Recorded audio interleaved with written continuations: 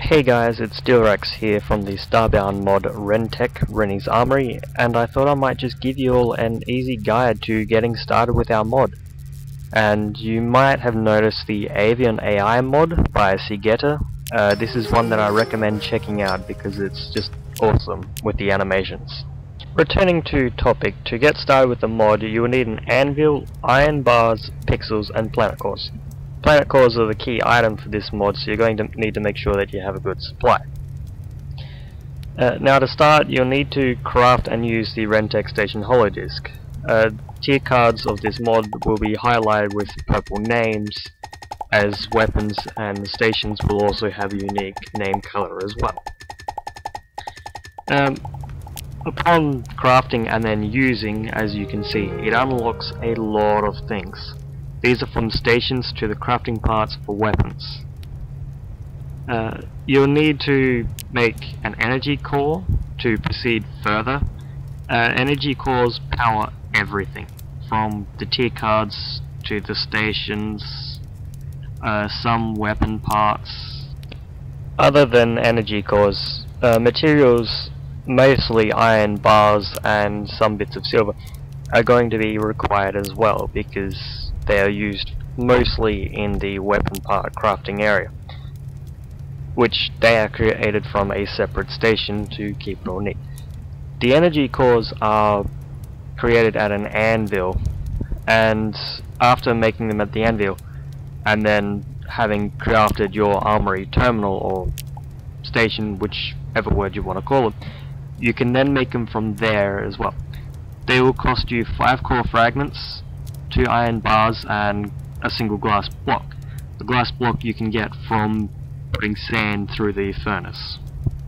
After having created your terminal, you can then gain access to the other stations such as the item gallery, the reforge station, where if you're holding a weapon, say the Vulcan, the first type, and then it gains a damage increase as well as an energy reduction, it won't update while in your hand, but you can take it to the reforge station and remake the item for no cost at all and have it updated to the current changes made to it. This may not work on visuals because they usually auto update as well. Having used the tier card, you can see that I've unlocked weapons such as the Hypersaw, the Vulcan and the Pile. The Hypersaw is a melee class weapon that requires no energy. Its parts are free. The Pion is a small hand laser pistol, you can dual wield them, and the Vulcan is your typical starting machine gun.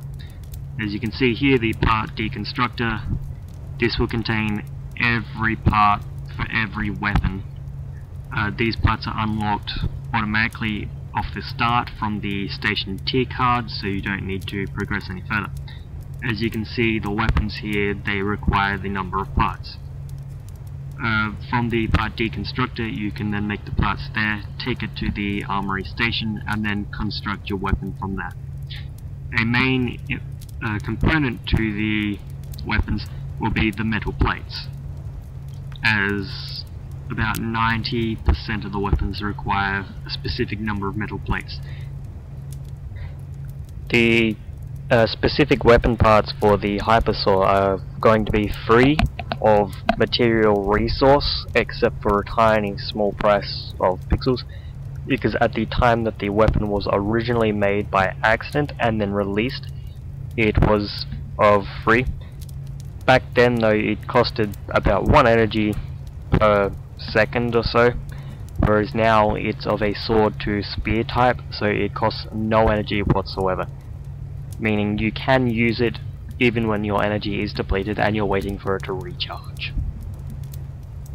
In addition to this as well, the Hypersaw when used will create light, so if you don't have a torch or a flashlight to use while running around in the dark, you can use the Hypersaw to provide light to the area as well. The only problem with this is you'll have to listen to the constant revving sound of it when you use it.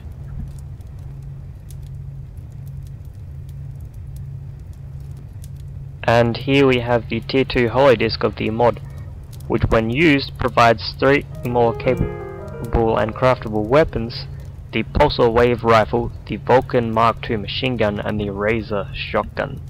The energy synthesizer refers to the Armoury crafting station.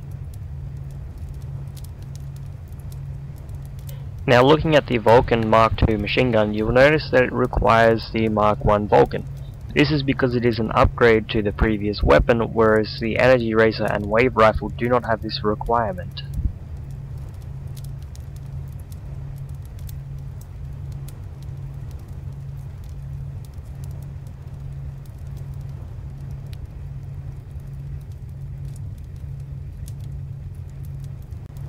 Looking at the tier 3 weapon hollow disc, this unlocks the Energy Razor, an upgrade for the Razor shotgun, the Nova grenade launcher, and the Atlas energy cannon. The Energy Razor fires accurate bolts that don't split. The energy cannon deals higher damage but at a higher cost of energy and is somewhat slow to fire. The Nova grenade launcher fires rubberized projectiles capable of bouncing off multiple surfaces before it explodes. As you can see looking at the next tier card, this requires a Gamma energy core. Compared to the previous energy core used by tier card stations and weapon parts, these Gamma cores can only be obtained by crafting and defeating the RenTek combat drone. When defeated, the drone will drop 4 Gamma cores and 1 energy core. To craft the drone, you will need pixels, iron bars, copper bars, silver bars, metal plates, and energy cores.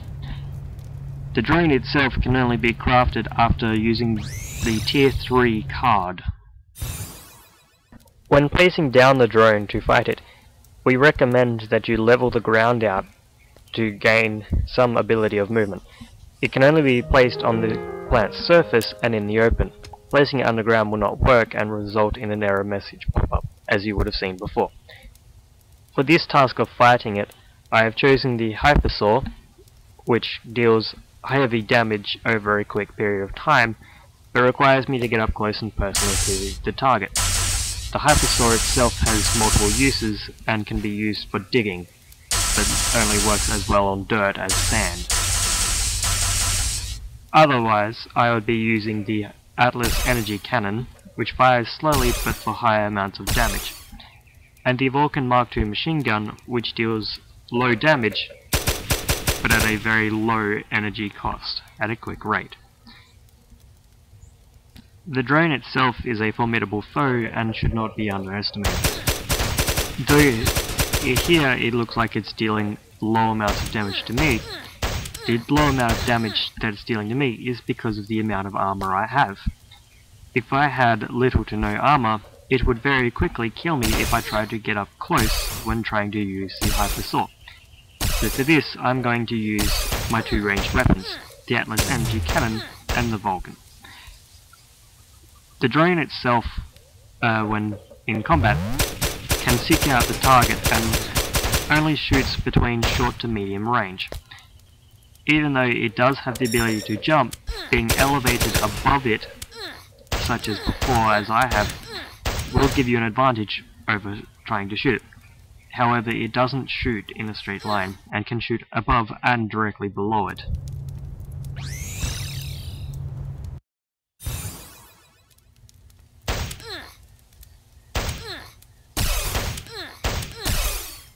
As you can see with the drone defeated, it dropped 4 Gamma energy cores and 1 normal energy core. This will allow me to proceed to the next tier by crafting the next tier card. Upon doing so though, tier cards afterwards will cost more of my resources. This will include cores, energy cores specifically, but Gamma cores may be used. And this concludes the guide to getting started with our mod, RenTek, RenisArmoury. We hope that you enjoyed using our mod just as much as we have enjoyed making it, so thank you. If you happen to have any questions about the mod, be sure to ask myself, Dilrax, or RenTek Reni on the Starbound forums, as we are more than happy to answer any questions you may have.